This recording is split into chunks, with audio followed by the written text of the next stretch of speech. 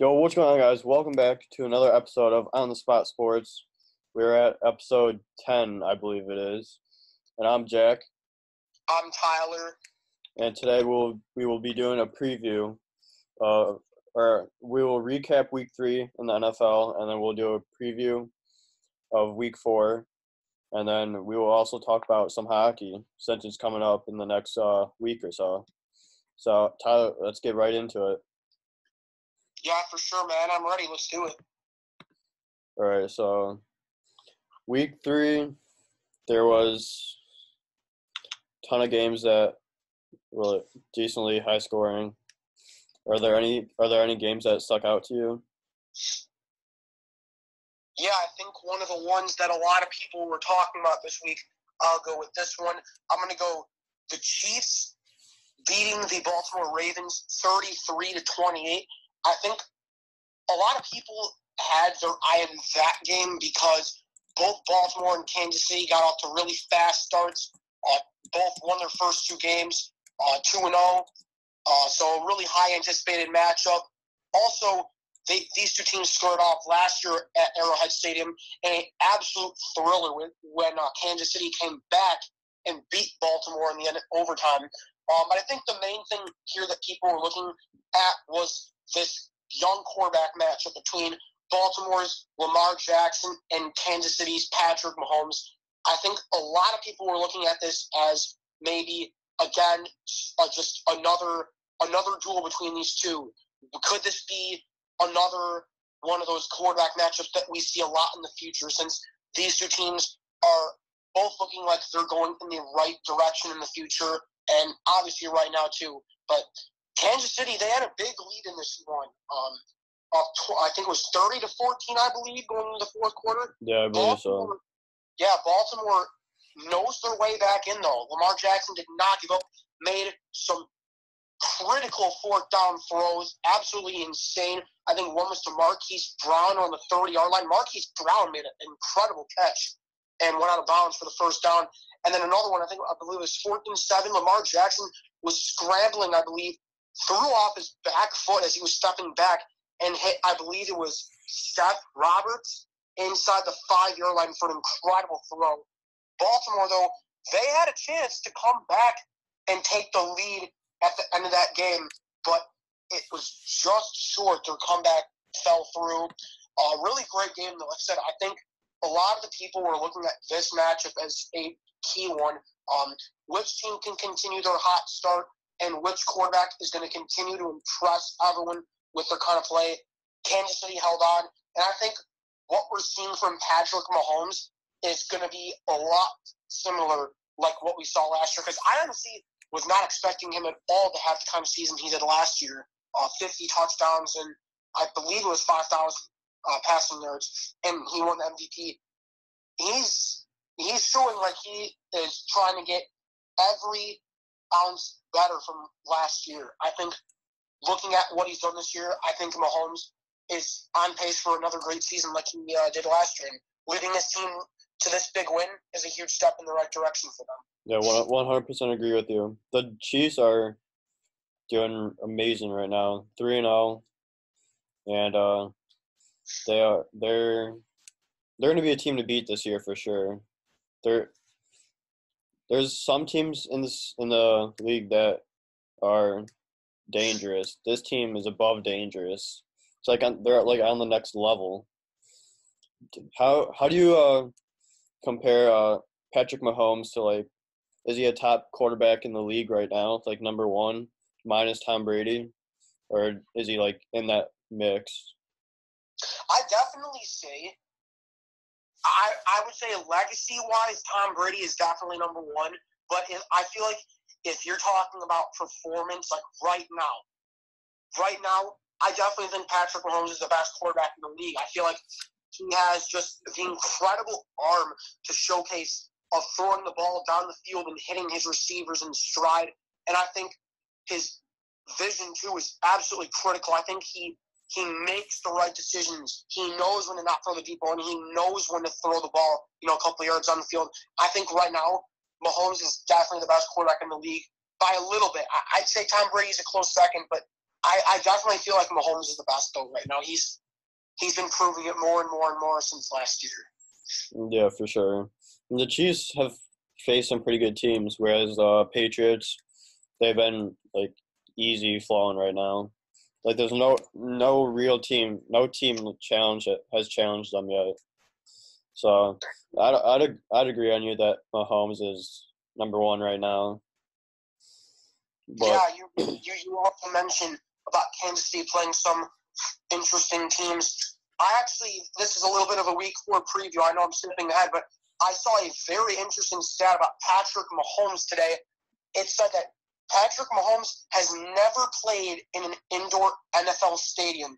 But that all changes week 4 when Kansas City goes on the road to take on the undefeated Detroit Lions. And yes, undefeated Detroit Lions. Very, very interesting game I think that will turn out to be.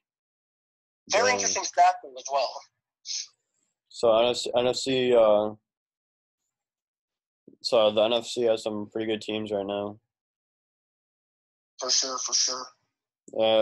For an interesting game for me is the Giants and the Buccaneers last week, where the Giants pulled their starter Eli Manning after week 2 to put Daniel Jones in, and Daniel Jones made 23 completions in 36 attempts, which isn't bad, but it could have been better. But for his first game, he did lead his team to a win, so that's all that matters. He had 336 yards, 2 touchdowns, and I've been looking at the stats for the Giants and Buccaneers game, and the Bucs had a 12-3 lead at the end of the first quarter, and then the Bucs scored 16 in the second. The Giants scored 7, so it's already pretty much a wide open game for the Bucs.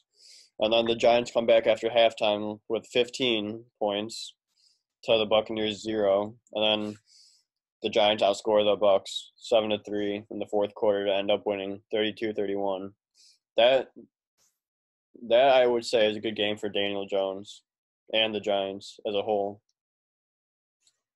I think if you were a Tampa Bay fan, you were probably looking and feeling very disappointed right now because their kicker, Matt Gay, missed a 34-yard field goal as time expired, which would have won the game. So, I'm glad you didn't mention that because the Buccaneers probably should have won that game with that field goal, but a very, very horrible miss by Matt Gay from 34 yards, just one more yard longer from an extra point.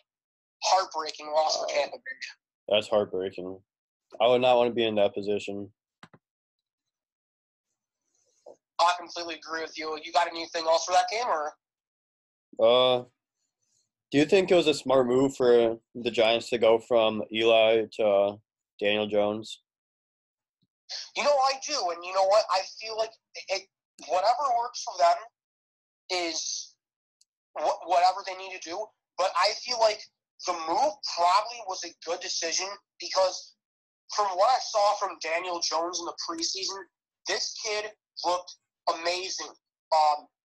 Very few incompletions in the preseason, and he had a lot of really, really stellar moments where he threw some brilliant passes. Kind of reminded me of Andrew Luck, the way he just throws the ball down the field and with such accuracy, too. Not the same way as Andrew Luck, but just how he connected to these receivers down the field.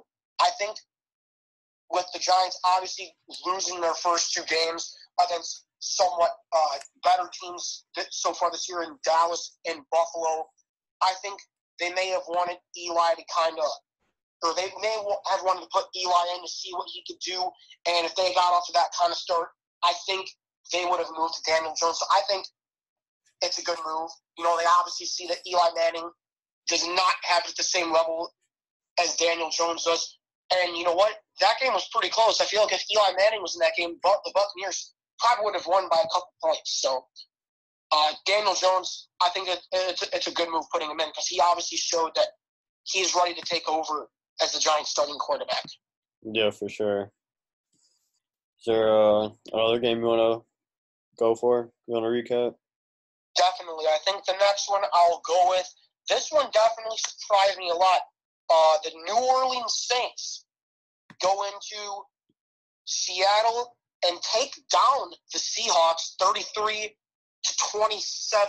And this one really was a shocker for me because this was the first full game this year that we did not see Drew Brees as the starting quarterback. And honestly, I was a little worried for the Saints because losing your starting quarterback, and Drew Brees especially, is a huge loss, considering he has been Mr. Just incredible, perfect stats. He, too, is one of the most accurate and precise quarterbacks that I've seen play. He's easily top 3 right now. Top 3. He's definitely one of the best, and he's a critical key to the Saints team. So losing him, I think, was really, really a downgrade. Bridgewater, though, I know he has some starting experience from the Vikings a couple years ago, but he hasn't played like this consistently in a long time, so I just wasn't sure if the Saints' offense was going to click the way they would with Breeze. But, man, did they make it work, though. I mean, Bridgewater, he found a way. And with Seattle winning their first 2 games, they're on a little bit of a hot streak. You know, I just thought Seattle would win, especially having home field, but Bridgewater and company proved them wrong. They had a gigantic lead going into the fourth quarter. I actually feel like that score does not showcase the kind of game that was. I actually watched that final drive from Seattle, and I think that was completely ridiculous by the refs part. I feel like, yes, the Saints were getting a lot of penalties, but I'm not trying to sound biased or anything, but I just feel like there was not really a point for Seattle to try and score there because it was 33-20 and there's like 15 seconds left, and you're going down the field acting like you're going to tie the game. And really, they scored that touchdown, and that's it. Game is over. Like that, there's nothing there. So that was complete garbage time. I feel like the score does not really resemble how that game went. I think the Saints went in there and made a statement that said, we can win without Drew Brees. And I'm sorry, I think I mistook. It was 33-21. So right after that touchdown, it was 33-27. They had an on-time down. That's it. Game's over. But big win by the Saints. I think there are definitely more players in this division for the winner than I thought, because they're not losing Brees for the whole season. So yeah. Atlanta, Tampa Bay, not looking too good right now. Carolina as well. So New Orleans is currently leading that division without Drew Brees. Very, very interesting. Yeah, it really says something when you lose your starting quarterback, a top-rated quarterback in the league, and then you come back and get a win the next week. Which I think the Saints are going in the right direction right now, and especially since teams in their division aren't doing so hot right now. It's a big move for them. Big moves coming for the Saints, I believe. A game I found interesting was the Packers and Broncos. I did not expect the Packers to be 3-0 at this point. Just even though I'm a Bears fan, it's still pretty cool to see. Or I did not think that Packers would be 3-0. And there's two teams in the Bears division that's undefeated right now, so that puts a big place on the Bears right now. But overall, Joe Flacco went 20 for 29, 213 yards and 1 interception. Philip Lindsay rushed for 2 touchdowns, and he got 81 yards. And then Aaron Rodgers went 17 for 29, which to me isn't good at all, but he still got the job done. Especially he did get 1 touchdown, but Aaron Jones rushed for 2 touchdowns, and then Marcus Valdes-Scantling got a receiving touchdown. So that obviously did help them, but overall, Aaron Rodgers didn't have that great of a game. But I mean, a win's a win. So yeah, I honestly agree with him. And I feel like nobody really expected Green Bay to come out and come out 3-0 like this, especially with the new head coach and Matt LaFleur and his new offense. I wasn't sure that Green Bay would have it all, but right now I feel like their offense really isn't much of the story as their defense is. I think this Packer defense has really looked like one of the best right now. They currently lead the NFL in takeaways with 8 through the first 3 games. Their points per game ratio is 11.3, which is second in the NFL. And this Green Bay defense, I did not think that this would be the reason why they would start 3-0. But like you said, the offense, Aaron Rodgers not putting up the kind of typical numbers he usually does. But I feel like it's enough for his offense is supporting him, though. Definitely. But I definitely feel like the main reason why they are starting 3-0 is because their defense has been really, really locked and loaded so far. But I agree with that. Yeah, for sure. If that's all you have for that game, I'll go up and I'll go to my next game. And I was going to do a different game, but I'm going to go with this one because I want to hear your take on this because there were definitely some backlash comments going on the past couple of days. The Rams and the Browns on Sunday Night Football. First time that the Browns are on Sunday Night Football since 2008, I believe it is. Wow. I watched pretty much that whole game Sunday night, and the Los Angeles Rams came out on top 20-13. I think the main stat from that one is Cooper Kupp, 2 receiving touchdowns. I watched, like I said, pretty much the whole game. Cooper Kupp was dialed in. Jared Goff and him have a strong connection. Last season, after Kupp tore his ACL, you could tell that the Rams receiving core was down just a little bit. But Kupp, I think, was a huge difference maker in this game. I thought Goff and him were connecting a lot on all cylinders, and both of their touchdowns came from Cooper Kupp. But I think the biggest takeaway from this game, because I personally predicted the Rams. I feel like the Rams are just a little bit more ahead of the Browns right now. I feel like the Browns are still trying to figure stuff out, which that's totally okay. But this is the National Football League. Everyone had such high expectations on the Browns that everyone's like, they're winning now. But they're 1-2 right now. And I think a huge debate that's going on right now is not only is this Browns team overrated, but is Baker Mayfield overrated? Because I know, Jack, you said multiple times throughout every single NFL podcast episode that you want to see the Browns play every chance you get. You're so excited to see the Browns play. I've kept track. You said it a lot with this offense that they have. But with this 1-2 start, with them only averaging 16 points per game, with this kind of offense everyone's been raving about for the last 5-6 months, are the Browns overrated? And more importantly, is Baker Mayfield overrated? We know Rex Ryan thinks so. You know, he quoted, I believe it was Tuesday on Get Up, he's overrated as hell. Very, very strong comments from a former head coach. But Baker Mayfield had some words back for Rex Ryan.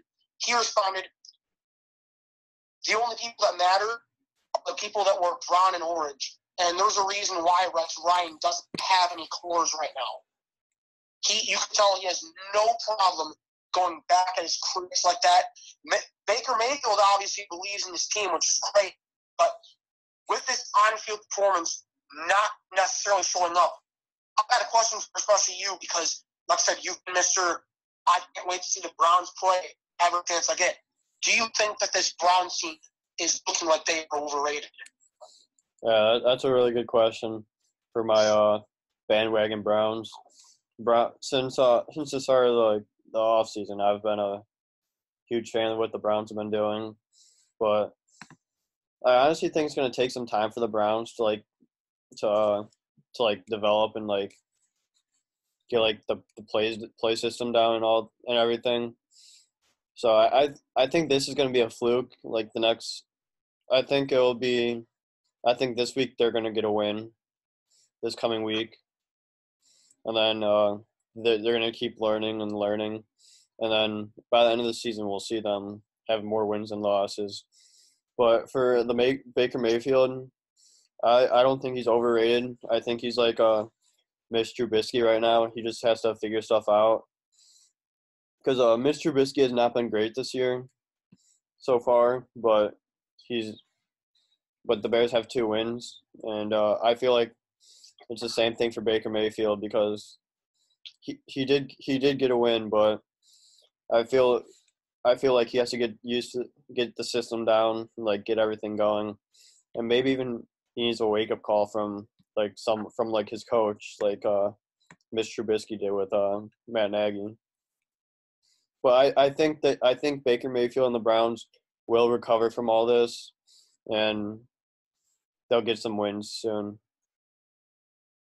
Yeah, I think the big takeaway from that Rams and Browns game last night, I was not very impressed with the way Baker Mayfield played, but I will say a big reason why I think Baker Mayfield is not living up to this type of performance that we were seeing from last year is because they do not have a good offensive line, especially against this Rams defensive front, which is absolutely ferocious. All the Rams had to do was pressure the front, and then they'll get past.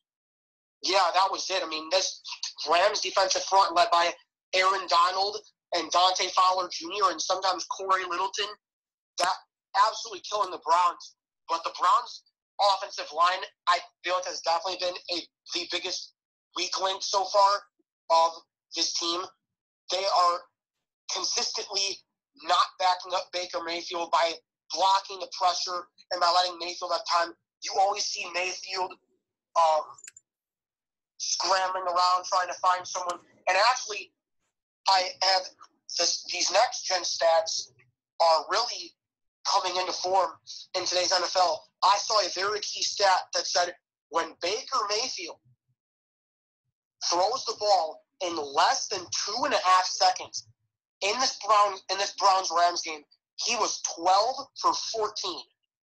That's pretty good, right? That's really good. But when he takes more than 2.5 seconds to throw the ball, he was 5 of 18. Wow. So you have to think that this Browns offensive line is letting him down, and if he gets that ball less than 2.5 seconds out, that means he's got someone, or maybe even the worst, there's just pressure coming right at him, and he throws it away. And when he takes more than 2.5 seconds to throw the ball, it's because he's looking for someone. He's looking for the play to develop, and he can't find anyone because this Browns offensive line was just struggling against this Rams defensive front. So there's only so much you could do when your O-line isn't supporting you as a quarterback. Like it's not his fault that his O-line can't cover for him. That he just has to scramble. Oh yeah, I totally agree with that. There were definitely times where I was questioning Mayfield's ability. There were definitely some times where it wasn't the offensive line. It was Mayfield, particularly the interception in the end zone. I feel like that one was on Mayfield. Yeah, for sure. There wasn't really much around him, but I'd say for a lot of that game yesterday, it was the offensive line dictating whether Mayfield would complete the pass or not. Yeah, 100% agree with you there. But I think the Browns will snap out of this losing trend, and once like their offensive line like finally comes together and like actually supports Baker Mayfield, I think they'll be a really good team. But until then, they're going to struggle until that all changes.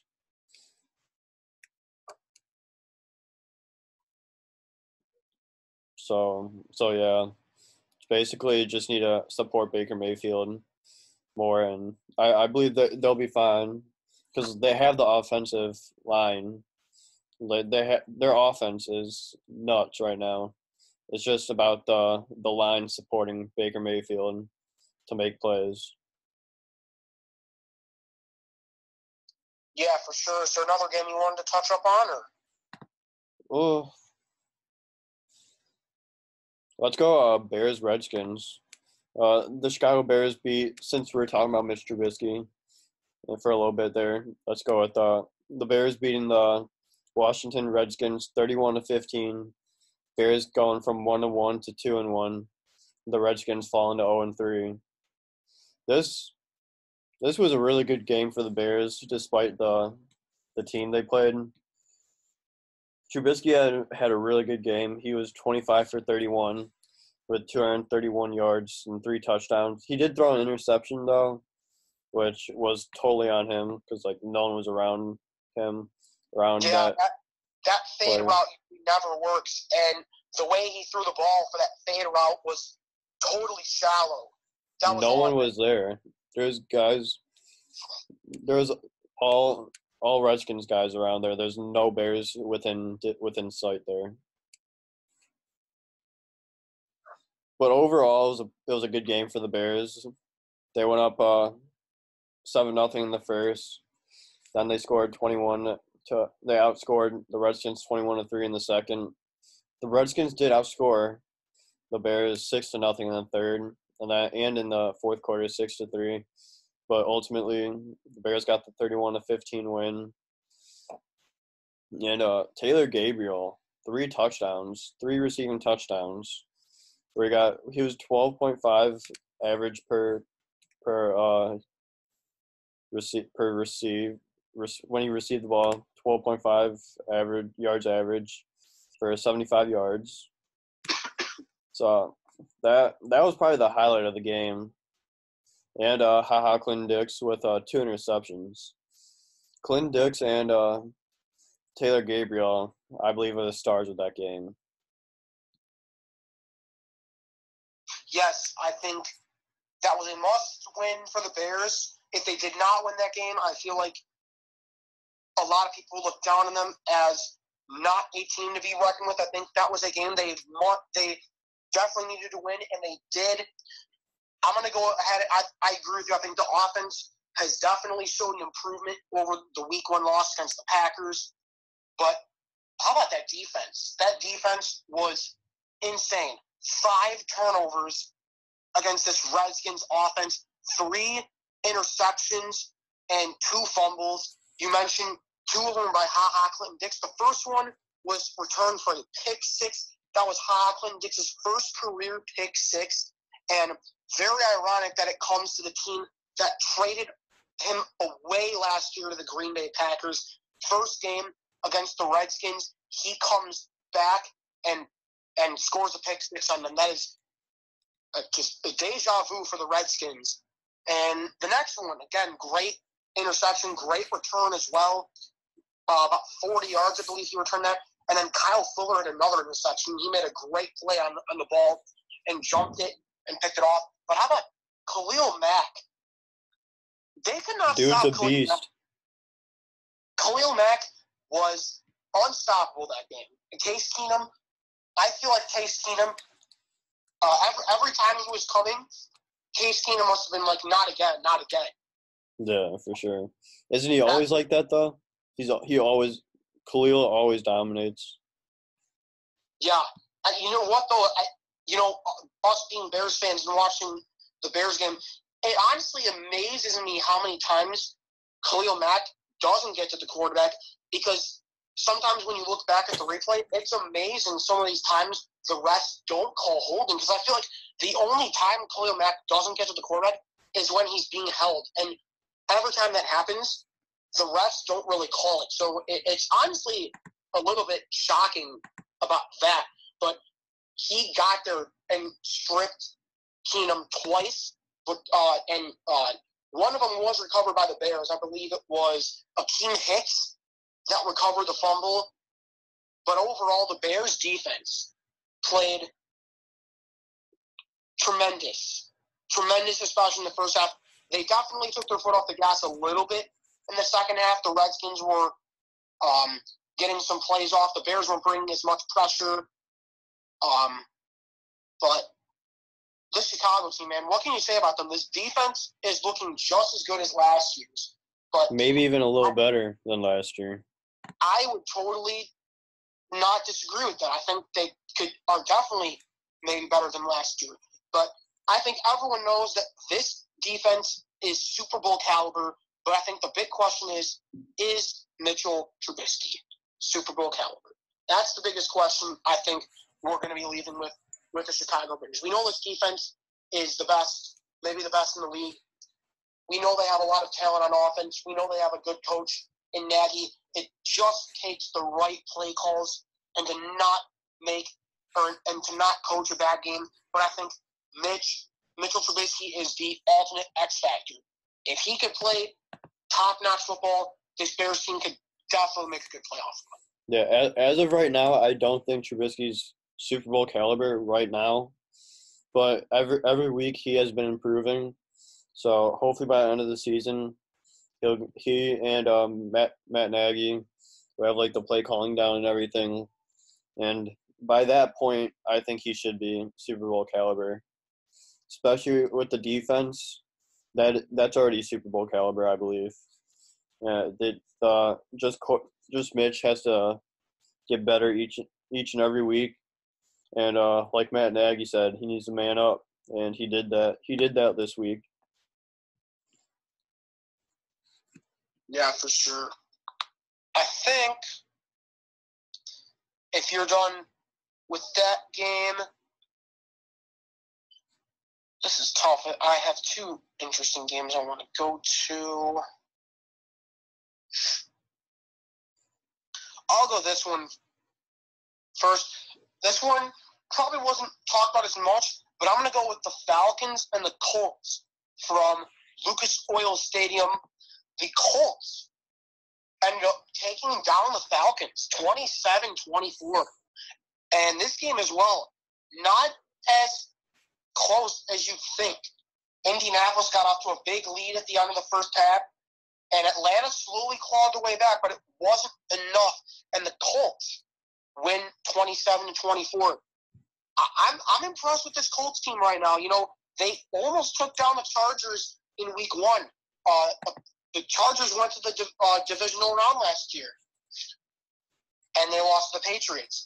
But the Colts don't look as bad off with Jacoby Brissett as quarterback. Jacoby Brissett played a great game, threw a couple touchdown passes, and led us team to a big win. Honestly, though, even though I think most people would talk about the Colts winning that game, most people would be surprised if they won that game, considering they have Brissett as quarterback. I'm going to talk about more. Brissett's been impressive since coming in place of Andrew Luck's spot. He's been impressive. I've been liking that a lot. I definitely agree with that. I think Brissett has showed that he is a worthy NFL starter, and he seems like a very cool guy too. I feel like he is a good leader for this team. Andrew Luck obviously has said he liked Brissett a lot. There's a ton of mutual respect there for the Colts. I love that. But I feel like this game definitely affects the Atlanta Falcons more so than it does the Colts. If you're Atlanta right now, that's a killer. I mean, I'm not putting down the Colts in any other way, but I feel like they probably could have came into that game knowing that they had a huge chance to win. Brissett playing on that high of a level is one thing. I give the Colts a ton of credit for that. But this Falcons defense with the talent that's coming back for them. I know they just lost Keanu Neal for the season again. Disappointed about that. But this Falcons defense, they're healthy again. They got to step up again. But I think this game affects them even more so in this division race. With Drew Brees going down for the Saints, this is the time for the Falcons to step up. Matt Ryan and the Falcons to step up and maybe win some games, maybe take a couple games away from the Saints. But they did the exact opposite. They lost this game despite Matt Ryan's stellar second-half performance. Absolutely stellar second-half performance by Matt Ryan. It was not enough. There's got to be two sides to the ball to win the game, and the defense did not do everything they could, especially in the first half. They gave up that big lead, and it was not enough for that offense to come back. But I think Atlanta has got to be very disappointed coming back in Week 4, knowing that they are a game behind the injured Saints without Drew Brees. They've got to be wishing that they can take that one back and maybe win that one. Yeah, 100%. But I do like how the Falcons climbed back. They were down, but they were never out. You can never count the Falcons out. I think no matter how much they go down by, they're always gonna have that little more in them to like get them fired up, and they'll produce some type of comeback. It would be awesome to get Jacoby Brissett on the podcast, wouldn't it? That would be definitely incredible. It's a work in progress. That's for sure. Stay tuned. So do you have any other games that you want to go over? I think I'll do one more. I'll do this one really quickly. This was a good battle between two teams that made the playoffs this year. Texans and Chargers. Down in Carson, California. Chargers hosted this one. Chargers had a 17-7 lead at the half, but Deshaun Watson and the Texans came back and outscored the Chargers 20-3 in the second half. And that was enough. The Texans won that game 27-20. Houston, after their week 1 loss to the Saints, is now 2-1.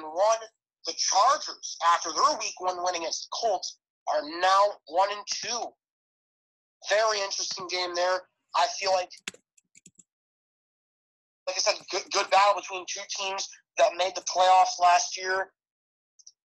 And if I'm a Chargers fan, though, I got to be a little bit concerned with that loss. I feel like the game definitely could have gone either way, but I feel like the Chargers definitely had an advantage to win that game, given that they had a 10-point halftime lead and they have home field. But I think the main story people are talking about for the Los Angeles Chargers fans should not be as worried now as they were after that loss, because Melvin Gordon has ended his holdout. He reported to training camp. And the Chargers have their star running back.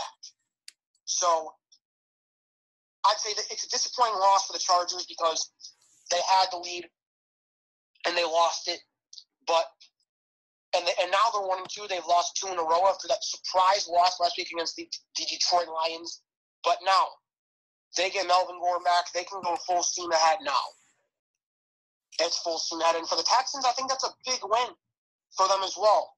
I think them and Indianapolis are the clear favorites in the division right now, sitting at 2-1. I think if the Texans just steadily continue to put consistent wins on the board, that they could be a force to be reckoned with. Remember, they started 0-3 last year, and they won the division at 11-5. You never know what can happen. Yeah, for sure.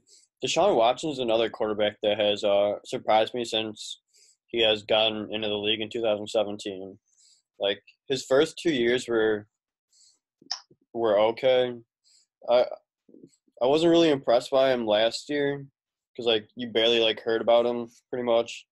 But this year he's been really impressive, and I like how he's progressing as the seasons go on. And he's in his 3rd season. So I really like his progress, and I think it's gonna help him for the years beyond this year, especially to make the Texans a lot better each and every year. And I believe the Texans will be they're gonna be a playoff team this year for sure, especially with Deshaun at quarterback. But yeah, it's also huge that the Chargers got their star running back back. Like, I believe that's gonna help them this season. Like, I know they're 1-2, but I think since he's gotten back, I think they're gonna progress a lot more, and they'll be a lot better by the end of the season. Definitely agree. And going back to what you said about Deshaun Watson, he came in the same draft class as Mitchell Trubisky and Patrick Mahomes. Remember, the Bears took Mitchell Trubisky 2nd overall in the 2017 draft. A shocking pick after the Bears traded one extra spot up to grab him. And then Kansas City with a big trade up to 10th overall to take Patrick Mahomes. And look what he's become out of that. And then 2 picks later, Houston kind of sat right there. I believe they traded up. I'm not sure 100%, but 2 picks later, Houston takes their quarterback, Deshaun Watson, and I feel like if you're Deshaun Watson, you got to feel definitely a lot better. His rookie year, he was doing a lot of great things after their starting quarterback got benched in favor of Watson. Watson was really leading an impressive offense for the Texans after getting put in, but he tore his ACL in his rookie year. So disappointing for that. Ended his season, pretty much effectively ended the Texans' playoff hopes.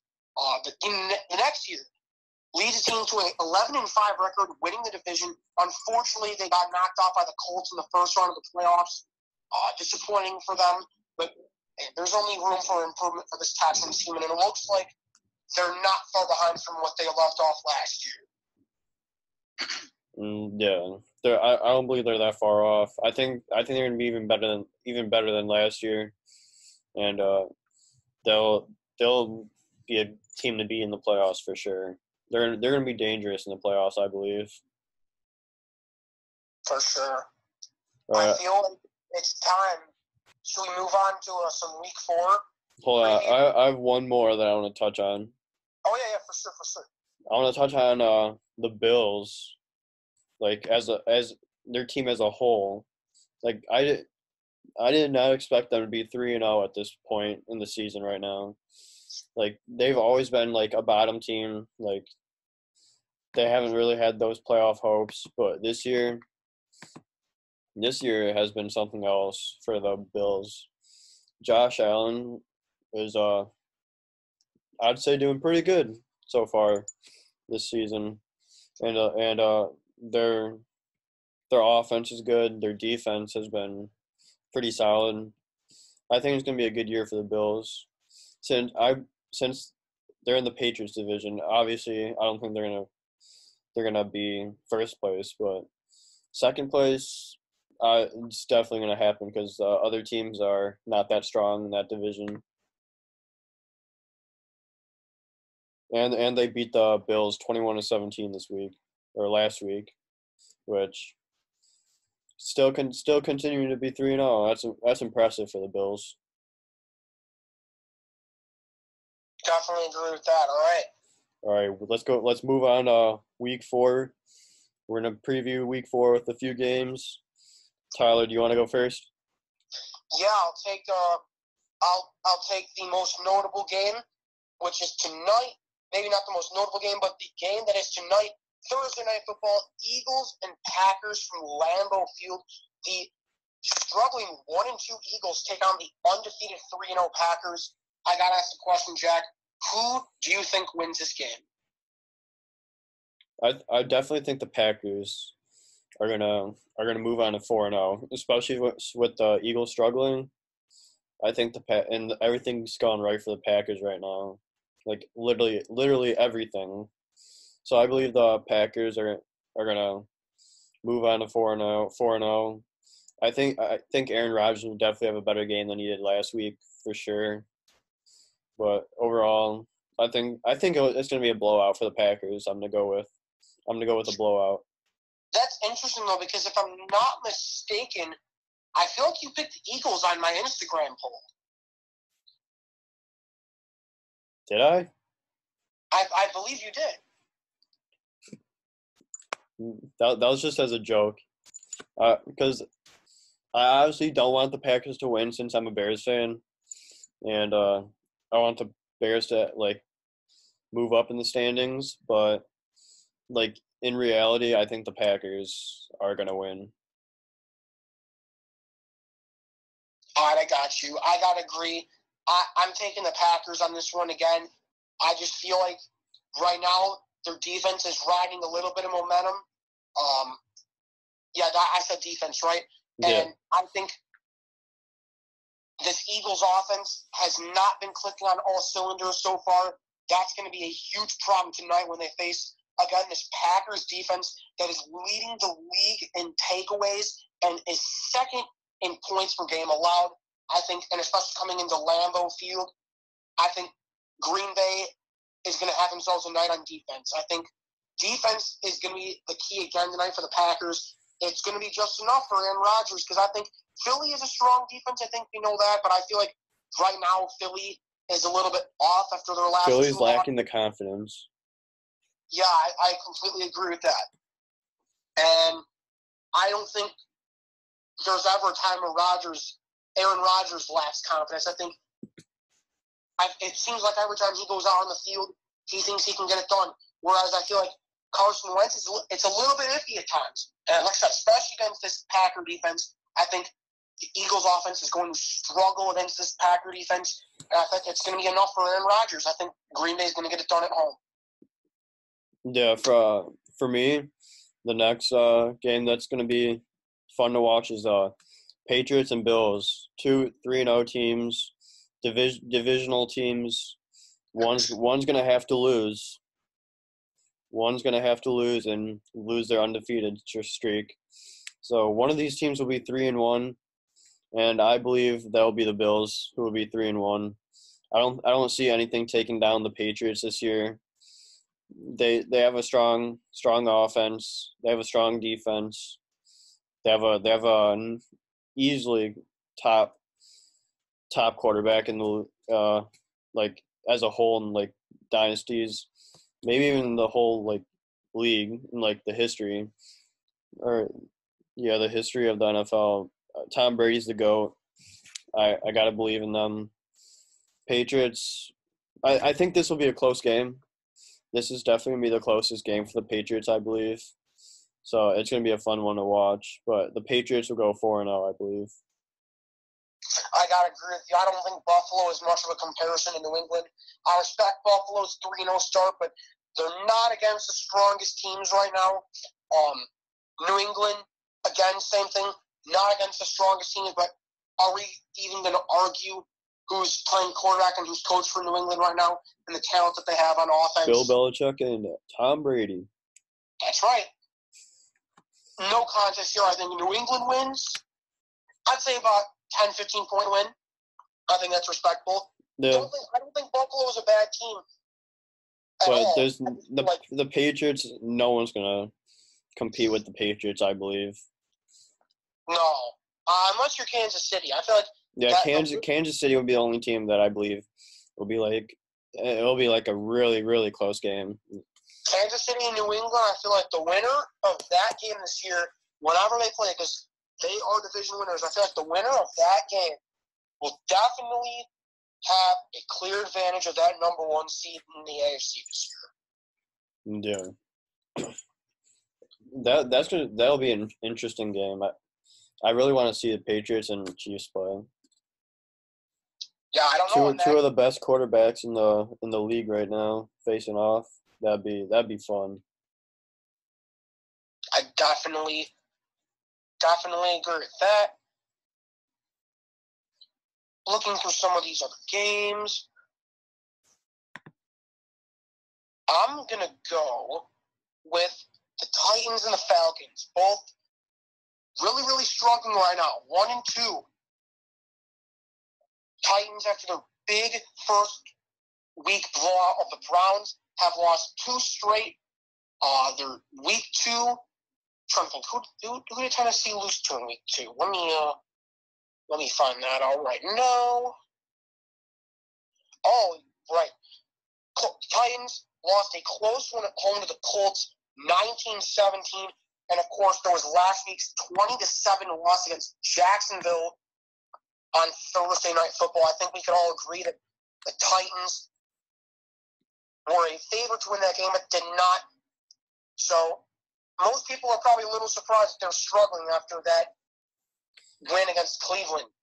And then Atlanta, after their struggling loss last week against Indianapolis and their week 1 loss against the Vikings, they came out and won week 2 against Philly.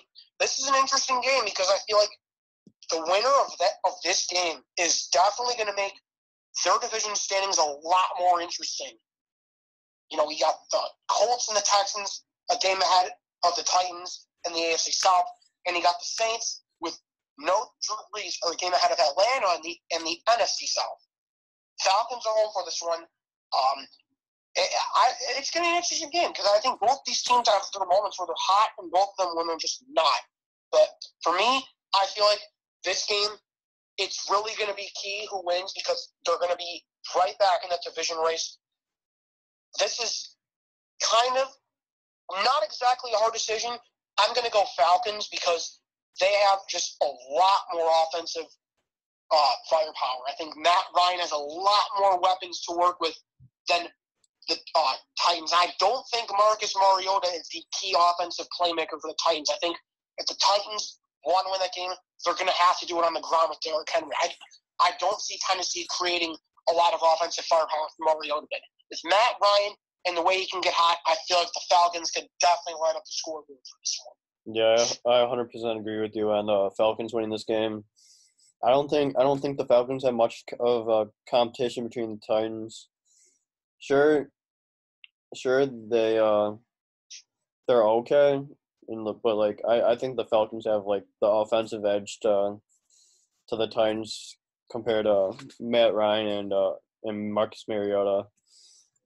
Ryan has the experience, and he's been to the Super Bowl, so I think overall Falcons are gonna take this one easily. For this next game, I'm gonna go another divisional game, Bears Vikings.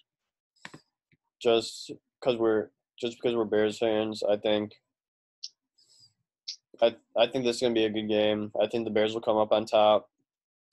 Because of what are the Vikings now? 0-3, or no? Vikings are 2-1. Vikings are 2-1. So are the Bears. So this division's tight right now. They have a 3-0, 2 3-0 teams, and then 2 2-1 teams. So I think the Bears will come up on top, but I think it's going to be a close one again. Maybe by like a touchdown or like a field goal. But overall, I think Mitch Trubisky will play a lot better than he has in the past week. So he's going to keep progressing. Matt Nagy will get more comfortable with play calling, and it'll be a lot better than the last couple weeks. You don't have to worry about the Bears defense. They're already one of the top defenses in the league. So overall, the Bears are going to win this one. Yeah, this is another tight one because, like you said, the NFC North, outside of playing their division rivals, they are undefeated against the rest of the league. You've got undefeated Green Bay at 3-0, undefeated Detroit at 2-1. Remember, Detroit had that very interesting tie with the Cardinals in Week 1, but they have won their next two games. Vikings and Bears both dropped one to the Packers. Both of their losses are to the Packers. So you got to be thinking that the winner of this game is, again, going to be right there in the mix for that division, another step closer. But as far as my pick to win, I got to agree with you on this one. I'm not trying to be biased at all. I have to go Bears in this one. Yeah, this is all out of not being biased. Like, yeah, I'm looking at it like realistically, and I think the Bears are better. Yeah, I think a huge key to that, though, is, again, the Bears' defense. Last year, Kirk Cousins massively struggled against the Bears' defense. That first game last year on Sunday Night Football, he turned the ball over a lot. When the Bears put pressure on him, he was Mr. Happy Feet back there in the pocket. He had to get rid of that ball and get rid of it quick. Otherwise, he was going down. I think this Bears defense is really going to put the pressure again on Cousins. I don't necessarily see him taking advantage of this defense. I think the Bears corners and Kyle Fuller and HaHa Clinton Dix, as well as Prince Amukamara and Eddie Jackson, I feel like all those guys are good matchups with Thielen and Diggs, but I feel like if the Bears defensive front can put as much pressure as they did on Kirk Cousins in both games last year, the Vikings are going to have much to do about it. And as far as running goes, I know Dalvin Cook has the most rushing yards through Week 3, but the Bears' run defense is absolutely phenomenal. Again, it's all led by that defensive front in Khalil Mack, Akeem Hicks, and then the linebackers in Roquan Smith and Danny Trevathan, who have both been absolutely phenomenal. Again, not trying to be biased at all towards the Bears, but I just feel like with the way Kirk Cousins struggled against them last year, if they do the same thing that they did last year, I think the Bears got it made. I think the Bears are going to win this game. Yeah, I totally agree with you. I have one more game that I want to go preview. So guess what game I'm going to go to? Browns and Ravens. Yes, sir. How do you know? Well, I can't wait to see the Browns play. What are the Ravens right now? What's their record? Ravens are 2-1, and the Browns are 1-2. Yeah, for this game, it's gonna be a close one. It's gonna be a close one. Baltimore is home, by the way. Noon game with Baltimore at home. Baltimore's at home. As much as I want to go say that the Browns are going to win this game, I'm honestly going to say the Ravens are going to win this game, just because of how since they're playing at home, like they've been pretty good offensively recently, and like their defense is pretty solid. But Baker Mayfield, if the Browns want to have a chance to win this game, Mayfield and the offensive line cannot have any mistakes. No mistakes at all. Like this is the week for Baker Mayfield to get like everything down and man up, and like the offensive line to man up too, and just have a solid game if the Browns want to win this game. But overall, I think the Ravens are going to take this one, but it's going to be close. So a little change up there. Yeah, this one isn't a difficult decision for me. I think it's all about momentum right now and what's been being shown these first 3 weeks. I think this is a no-brainer. I'm going to go with the Ravens on this one. I think for reasons I stated earlier, going into my next point about this, the Browns' offensive line has not been good this year. I think that's been a huge part of why the offense has not been able to put up the amount of points that they are not supposed to, but the amount of points that fans want them to put up or expecting to put up. And also, I think this will be even worse than last week. The Ravens' defense is just as dangerous as the Rams. The Ravens have had a top 5 NFL defense, top 10, top 5 NFL defense for the last couple of years.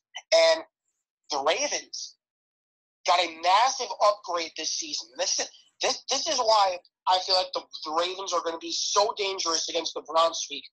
We know the Browns' offensive line is massively struggling. So if the Ravens bring pressure from their front, Mayfield's forced to go out of the pocket and throw the ball. But good chance he's going to throw the ball to Beckham or Landry. But who's going to be guarding Beckham and Landry? Their big free agent signing safety, Earl Thomas, who came over from Seattle. I think the Ravens massively won the I forgot to mention that, but I think the Ravens really got a key free agent signing in Earl Thomas. And like I said, with that for the Browns being a key factor in struggling, Mayfield's going to try and throw it to one of those two, but it's Earl Thomas. He's going to go up against them. But probably Beckham, I'd say, more so than Landry. But I think this Ravens defense is going to be extremely tough for the Browns to try and work over through. And again, home crowd is a huge factor. I feel like this Ravens defense is going to be extremely tough to battle with for the Browns. We see, for what we've seen the offense go through. I think Baltimore wins this one, and I think this win is going to definitely make this division a little bit out of reach. I know we're only a quarter of the way through the season, but with the Browns possibly being 1-3, Baltimore 3-1, and either the Bengals or the Steelers winning their first game. Both of them are 0-3. They play in Monday Night Football. Both of them win their first game. Baltimore's got a 2-game lead. And with the way Pittsburgh is backed up against the wall this year with Roethlisberger out, I don't see them doing anything. With the Browns being that far backed up, it's going to be hard for them to work their way up. And I don't think Cincinnati is going to be a factor. I think this is a extremely interesting game. I think if the Ravens do win this one, which I think they will, I think this division might be one of the ones that eventually it's going to start going out of reach week after week. Yeah, this is going to be an intense game, too, because of all the Rex Ryan stuff he's saying about Baker Mayfield and how he's overrated. And the Ravens are tired of all the Browns hype. So I think they just want to, like, quiet down the Browns.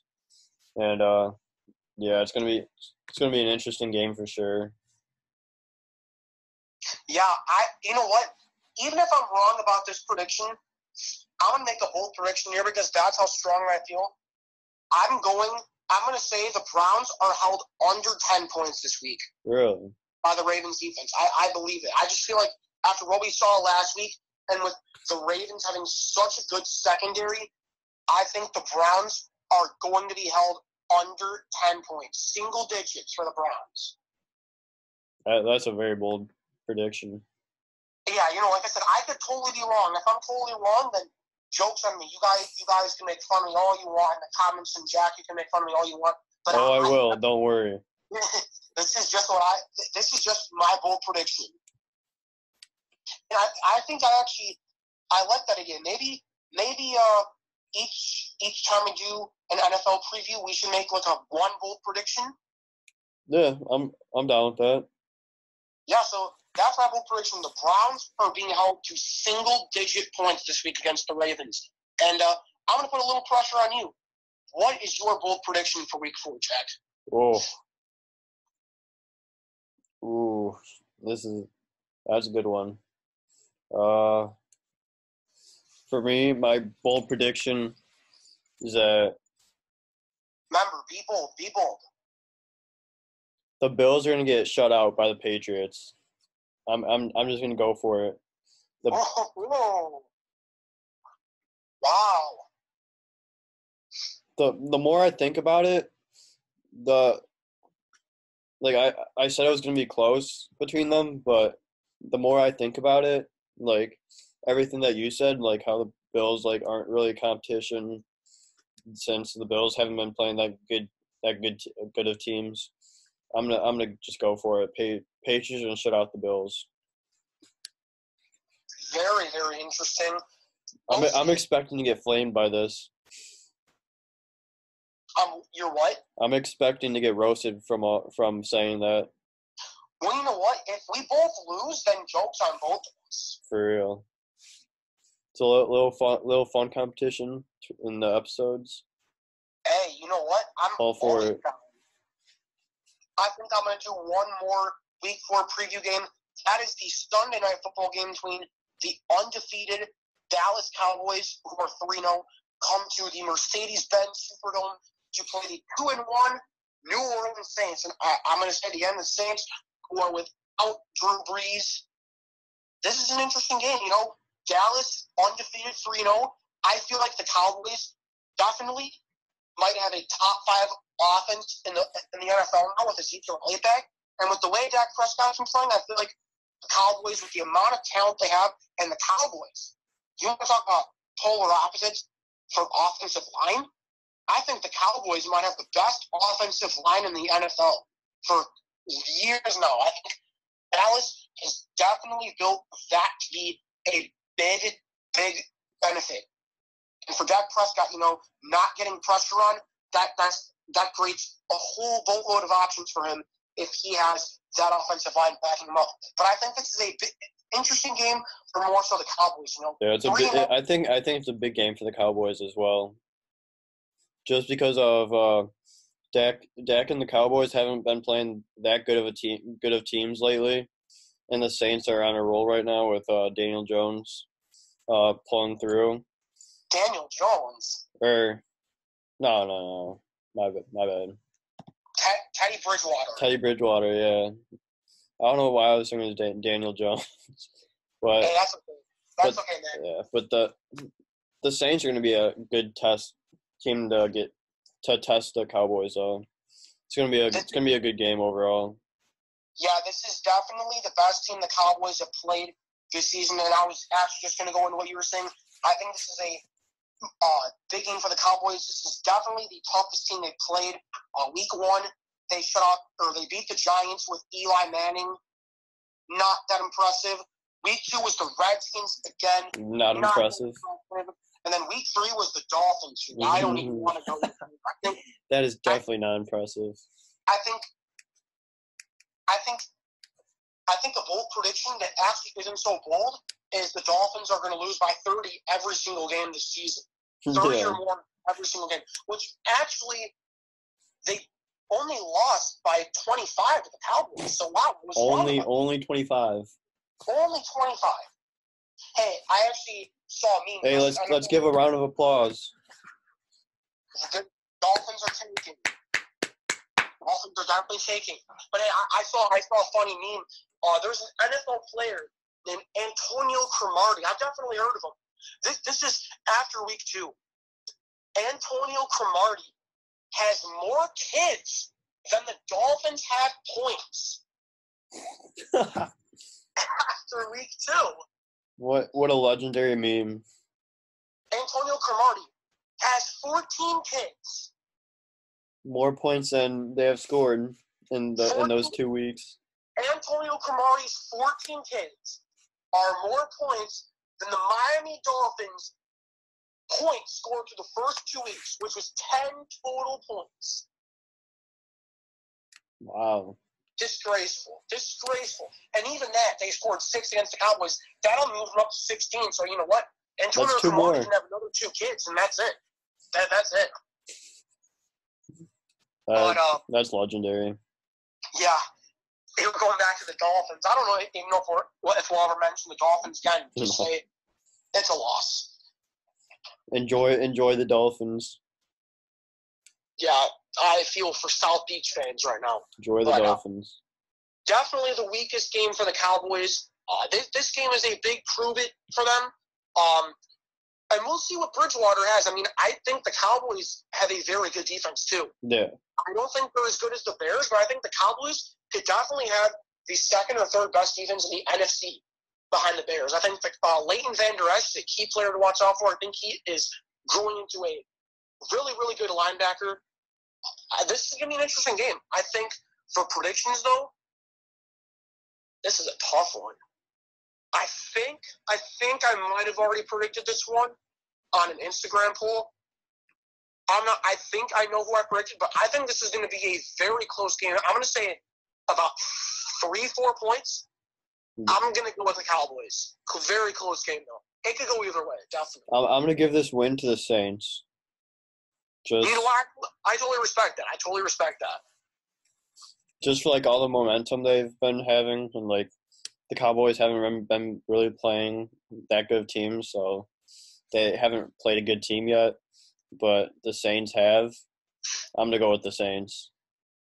Yeah, I definitely see that. I think this game can go either way. Yeah, if Bridgewater continues to play at the level he has, then I think the Saints could totally win this game. 100%. All right. Looks like week 4 recap. There's a lot of other awesome games that are going on in week 4. Yeah. And don't forget our bold predictions. Remember, mine was the Browns. Well, I thought mine was bold when I said the Browns will be held to single-digit points by the Baltimore Ravens. So 0 through 9. And then more like 0, 3, 6, 7. Anything under 10. Yep. And then my bold prediction was Patriots shutting out the Bills. We will definitely see about that one. Definitely. I think that's definitely more riskier. Yeah. We should do a challenge or something. If we get these predictions wrong, we have to do something. Yeah, or even if someone wins. Yeah, for sure. Make it a little more fun. Yeah, I'm totally down for that. Yeah, comment in the comment section what you guys want us to do if we win or lose, and we'll see what happens, and we'll go from there. Yeah, for sure. So I believe this recaps week 3, and we previewed week 4. So let's go into hockey really quick. Doesn't have to be long, but the NHL is starting in the next 5 days. Preseason's almost done. Preseason ends Sunday night, and then regular season starts October 2nd. And since we're Blackhawks fans, what do you expect from the Blackhawks this year? It's really hard to say, honestly, because, the last 2-3 years have been really, really down for the Blackhawks. Ever since they won that Stanley Cup back in 2015, it's been a little bit of declining. I think they did make the playoffs once or twice after that, but definitely the last 2 years have been very, very different for the team and for the city. Not making the playoffs, being one of the bottom teams. It's been interesting, but I think it's been a ride. Yeah, I think with the off-season moves though that they've made, I think there's definitely a big chance. If Robin Lehner, yeah.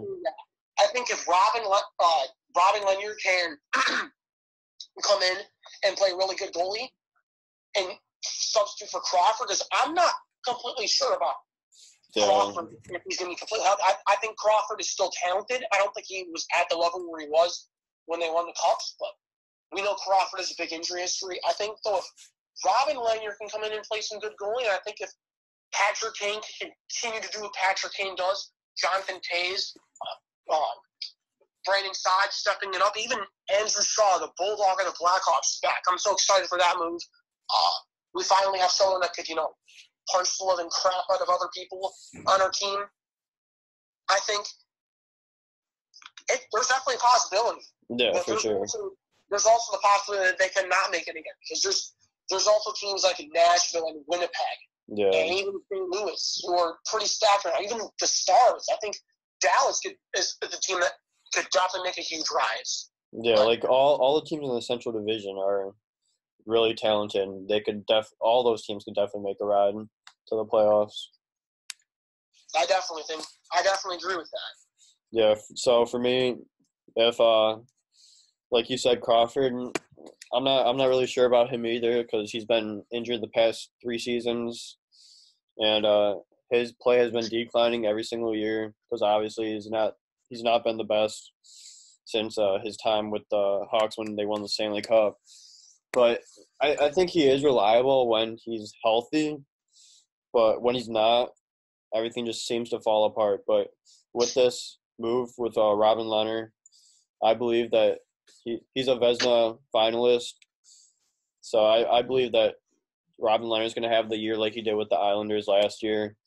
And once he gets off the injury list right now, which I don't think is too serious, I think the Hawks will be fine. And like Patrick Kane, Jonathan Toews, Brandon Saad, the list goes on and on. If they continue to have exceptional years, I think, in like Duncan Keith, Brent Seabrook, Ole Mata now, Eric Gustafson, they're like playing like their top line defense, like top notch.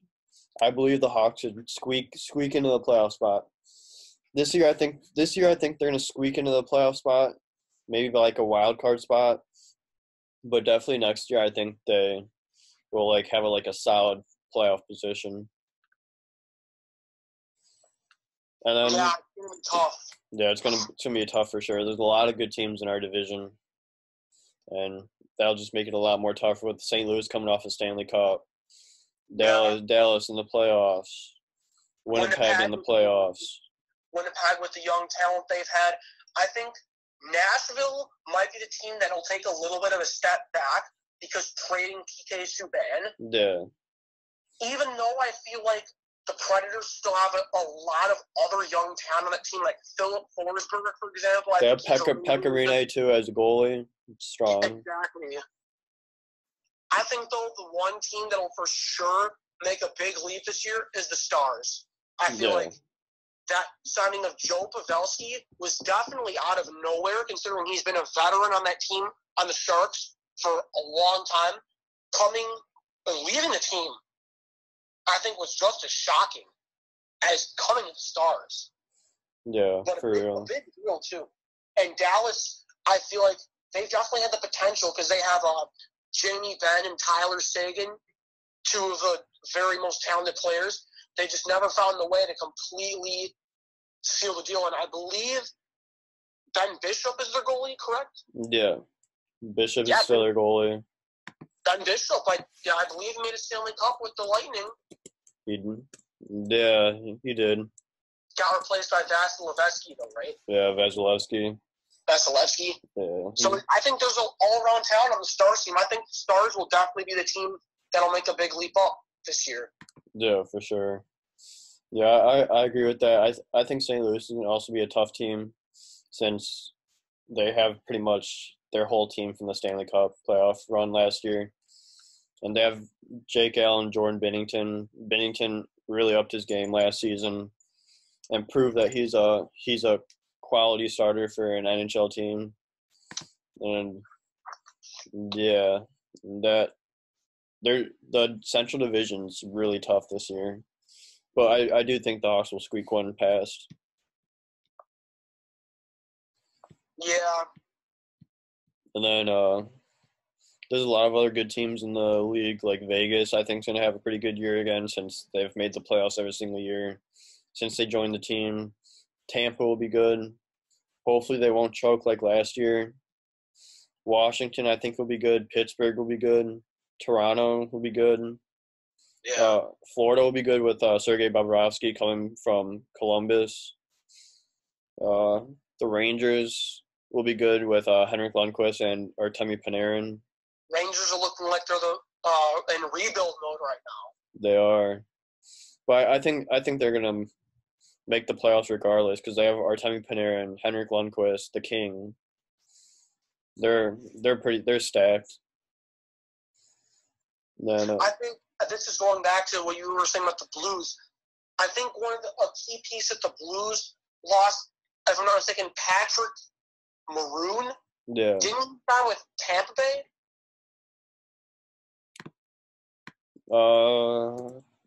I believe so. Yeah. Let me look it up right now. Yeah, he's with Tampa. Oh, did you just see it? Yeah. Yeah, I thought that was an interesting move. You know, he won the second round series against Dallas. Got the game-winning goal and said how much it means to him since that's his hometown team. But then he leaves after they won the Stanley Cup. Yeah, that's Very interesting. And Tampa's gonna get a lot better with that move because they already had a record-setting season last year, and then they get a Stanley Cup champ this year, and they have Vasilevsky in that. Everything's going right for the Lightning right now. They will have another record-setting year, I think. I think the question that everyone is obviously looking at is, can they put it together in the postseason? Because, I mean, their regular season was outstanding, but what in the world happened? They got swept by Columbus in the first round. Crazy. I was not expecting that. Absolutely crazy.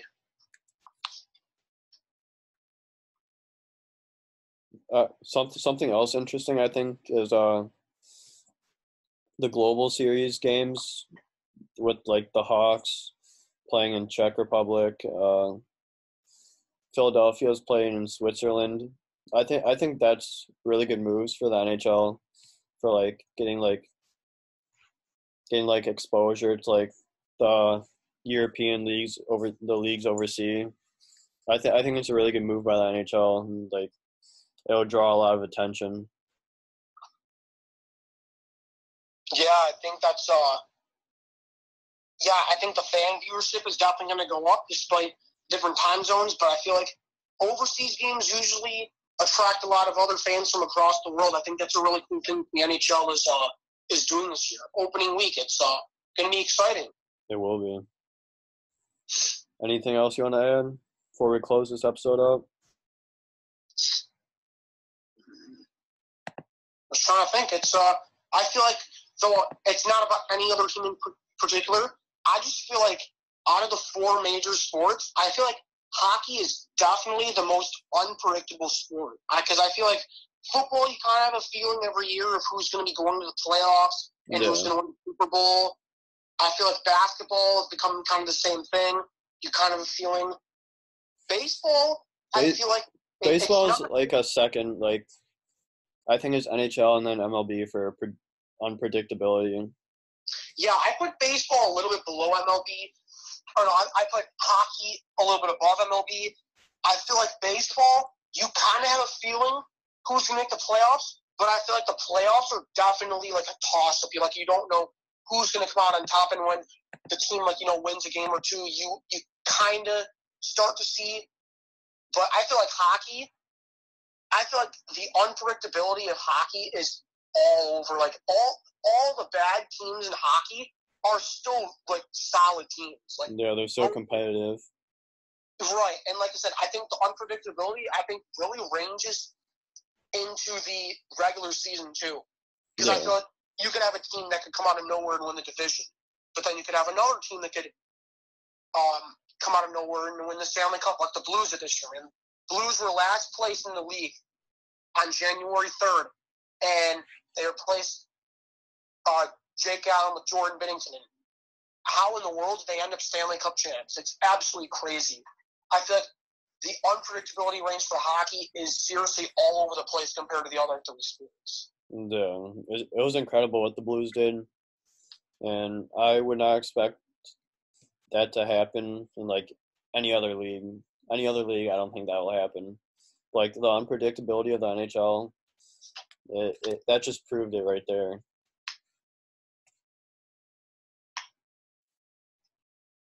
So I believe this will do it for this episode. So any closing thoughts? No, I think that this was a really fun episode. Week 3 recap and Week 4 preview. That was fun. Both predictions, a lot of that. And then touching up on hockey for kind of the first time. Even though I'm not the biggest hockey person, I still pay attention every now and then. Definitely more so in the playoffs go around, though. But I think I did pay attention to a lot of the moves that happened, but I feel like this hockey season it's going to be unpredictable. You don't know. You really don't know what's going to happen this year. Yeah, you have no idea. It's unpredictable. But this episode was a lot of fun. Be sure to follow our Instagram at @OnTheSpotSports with every word separated by an underscore. So _the_spot_sports. And subscribe to the channel. We're getting a Spotify and a SoundCloud soon. We have a SoundCloud. It's On The Spot Sports. And we are currently creating a Spotify. So we'll keep you guys updated with that. And we'll keep you guys updated on our Instagram. But I believe this will do it for this episode. So thank you guys for listening. Comment, like, and subscribe. We'll see you guys later.